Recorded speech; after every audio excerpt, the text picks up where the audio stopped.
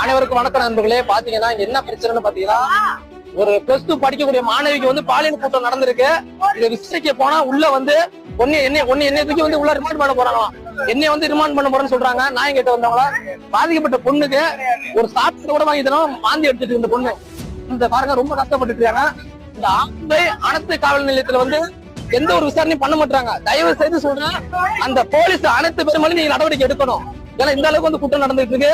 அதே மாதிரி ஒரு பையன் மேல வந்து எந்த ஒரு குற்றம் பண்ணாத ஒரு பையன் மேல வந்து ஜெயச்சந்திரங்கிற பையன் மேல வந்து போஸ்ட் கேஸ் போட்டு உள்ள தரலாங்க.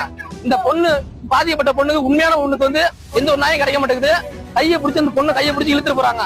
இதுக்கு நடவடிக்கை கண்டிப்பா.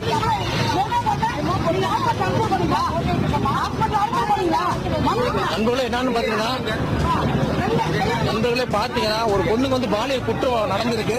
அந்த பொண்ணு வந்து ரொம்ப கொடுமை, சாப்பாடு கூட கொடுக்காம அந்த பொண்ணை வந்து ரொம்ப கொடுமைப்படுத்திருக்காங்க.